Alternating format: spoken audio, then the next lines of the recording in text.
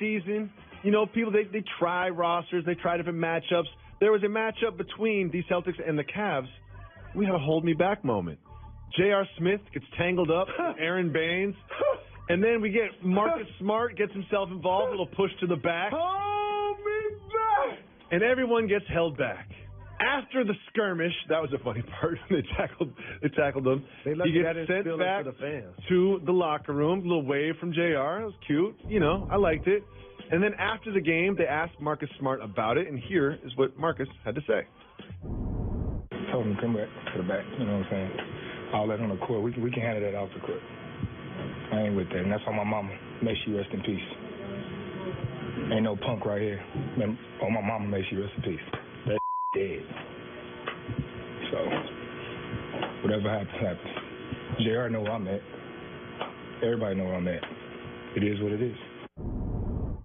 Okay, Marcus Smart, definitely not a punk. However, he did say, I told him, come to the back, and we can handle it off the court. Jalen Rose, it's time for you to take us behind the curtain.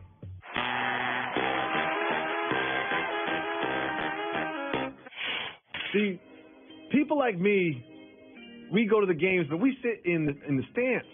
People like you go to the games, and you go underneath the stands in the tunnels, in the innards of the arena. If you wanted to fight somebody after the game that was on the opposing team, could you do so? Take me through the logistics and the scheduling and the motions of how it all works. On my KRS-One, we're not promoting violence. We're just having some fun. Okay. Talking about two individuals who got into a verbal skirmish out on the floor, and Marcus Smart and J.R. Smith, who continued to carry it on. Here's how it works. When you're the road team, you don't have much real estate, first off. Mm-hmm. All you have is a little hallway and a little room for everybody to change and barely enough showers for everybody to take at the same time. Okay. Number one. So the home team clearly knows where that space is. Two, in Cleveland in particular, everyone leaves out of the same door. Oh. And the bus where the opposing team is parked, guess what it's by? All of the players' cars. So they all are in the same parking lot, the same area. So when you're leaving, you see a lot of opposing players when you leave or whatever. When you leave, you see everybody from the opposing team directly or indirectly if you want to. You see the fans, you see the players, you see the families, you see the staff of the team. You can physically see one another and have an altercation if you chose to, something I don't encourage. And hopefully when they have an altercation on the floor, team security understands that took place. It's heightened, so they intervene and make sure that things don't escalate. Little extra security by the bus, whatever. See, I am kind of a punk, unlike Marcus Smart. If I'm J.R. Smith, I'm taking an extra long shower.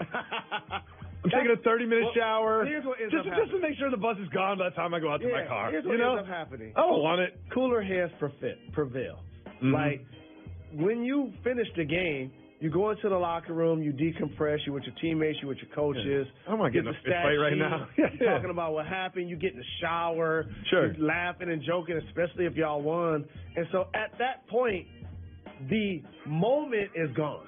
Mm-hmm. That's what an altercation is about. Like, I'm engaging with you at the height of our dysfunction, of course, or when we're upset at one another. 30 minutes later, it's not like a street fight. It's just totally not the same because these guys are peers, and though they won't admit it publicly, they have a lot of respect for one another. Well, thank you for taking us behind the curtain, Mr. Rose. And JR has a history, recent in particular, with the Boston Celtics, so that dislike and that disdain is legitimate. Oh, he's got a long history with the Boston Celtics. Look at those playoff matchups. Well, there's another Jimmy Butler trade update. I'm starting to get Jimmy Butler trade update fatigue. I'm starting to get fatigued. The latest is like, oh, Miami, it was really close to making a deal for J.R. Smith, but the Minnesota backed out the last second. So the Miami Tribune is saying that these are the assets that they are willing to trade and that Minnesota is looking for. Jalen Rose, looking at this list, you've been hired and you are handsomely compensated to be an arbiter to make this deal happen objectively and fairly.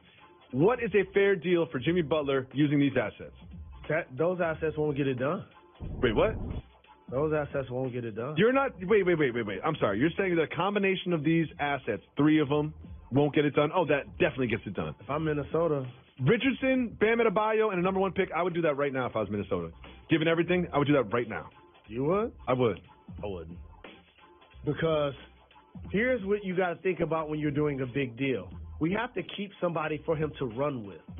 And you want to keep Bam up front because Whiteside showed you emotionally and productivity, you can't rely on him constantly. That's why Bam is there. That's why he was playing. Kelly Olynyk, they signed him to a big deal, and he had his moments in the playoffs, but you can't have him and Karl Anthony Towns playing alongside of each other. There's just not enough bulk, and it's not physical enough. You want to keep Richardson to play with Butler. If you guys want to take Goran Dragic's contract and you want to take Justice Winslow and a number 1 pick, cool. You can have my backcourt, but I kind of need Richardson, a top-flight defender, and Bam to give me toughness because I want Jimmy, Richardson, Bam, and Whiteside to be on the team. So now I have a stout defense. I love Bam and Richardson. That's why if I was Minnesota, I wouldn't back out of a deal that included those two. Those are 2 players that also you can't. This is what people can't underestimate. I developed those guys. So those guys didn't come in as high draft picks, knockout prospects that everybody thought, oh, okay, they're going to be the players that they're becoming. Like the Heat drafted them, showed them how to work, showed them how to watch film, showed them how to take care of their body, showed them how to be a part of the system. And so they groomed those players to now graduate to playing quality minutes. You don't just trade them. When we come back on Jalen and Jacoby, there is some injustice amongst us. There is something that made me disgusted when I read it this morning in the news. We're disappointed and we're upset. We're going to try to gather our emotions during the break. I had a bat when you. And we'll tell you what it is when we get back. I had a bat when you.